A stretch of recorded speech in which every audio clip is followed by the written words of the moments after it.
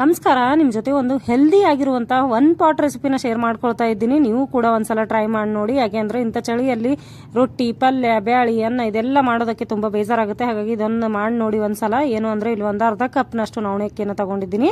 ಹಾಗೆ ಒಂದು ಕಪ್ನಲ್ಲಿ ಅರ್ಧ ಕಪ್ಗಿಂತ ಸ್ವಲ್ಪ ಜಾಸ್ತಿ ತೊಗರಿಬೇಳೆ, ಸ್ವಲ್ಪ ಕಡಲೆಬೇಳೆ, ಸ್ವಲ್ಪ ಹೆಸರುಬೇಳೆನ ತಗೊಂಡಿದ್ದೀನಿ. ಅದೆಲ್ಲ ವಾಶ್ ಮಾಡಿಕೊಂಡು ಇದಕ್ಕೆ ಮೊಳಕೆ ಕಟ್ಟಿದ ಕಾಳನ್ನು ಹಾಕೊಳ್ತಾ ಇದ್ದೀನಿ. ನಿಮ್ಮ ಕಡೆ ಯಾವ ಕಾಳಿದ್ರೂ ಕೂಡ ಹಾಕೊಳ್ಬೋದು. ನನ್ನ ಕಡೆ ಮಡಿಕೆ ಕಾಳಿವೆ. ಅದಾದ ನಂತರ ಇಲ್ಲಿ ಇದಕ್ಕೆ ರುಚಿಗೆ ತಕ್ಕಷ್ಟು ಉಪ್ಪನ್ನು ಹಾಕಿ 3 ಸೀಟಿಯನ್ನು ಹೊಡಿಸ್ಬೇಕು.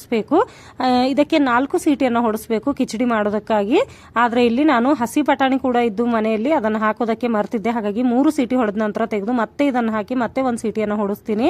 ಅದಾದ ನಂತರ ಸಿಂಪಲ್ ಆಗಿ ಒಂದು ಒಗ್ಗರಣೆ ಕೊಟ್ಟರೆ ಸಾಕು. ಇದಕ್ಕೆ ಬೆಳ್ಳುಳ್ಳಿ ಒಗ್ಗರಣೆ ತುಂಬಾನೇ ಚೆನ್ನಾಗಿ ಟೇಸ್ಟಿಯಾಗಿ ಹೆಲ್ದಿಯಾಗಿ ನೀವು ಇದನ್ನು ರೆಡಿ ಮಾಡ್ಕೊಳ್ಬಹುದು. ಚಿಕ್ಕವರು ದೊಡ್ಡವರು ಯಾರು ಬೇಕಾದರೂ ಇದನ್ನು ಊಟ ಮಾಡಬಹುದು. ಹಾಗಾಗಿ ನೀವು ಕೂಡ ಒಂದ್ಸಲ ಟ್ರೈ ಮಾಡಿ ನೋಡಿ. ಇದರ ಜೊತೆಗೆ ಮಸಾಲ ಪಾಪಡ್ ಹಾಗೆ ಈರುಳ್ಳಿ ಸಂಡಿಗೆ ಇದ್ರಂತೂ ಒಂದು ಪಾರ್ಟಿ ಮಾಡಿರೋ ರೀತಿಯಾಗಿರುತ್ತೆ. ನೀವು ಕೂಡ ಒಂದ್ಸಲ ಟ್ರೈ ಮಾಡಿ ನೋಡಿ. ಮತ್ತೆ ಸಿಗ್ತೀನಿ ಮುಂದಿನ ವಿಡಿಯೋದಲ್ಲಿ.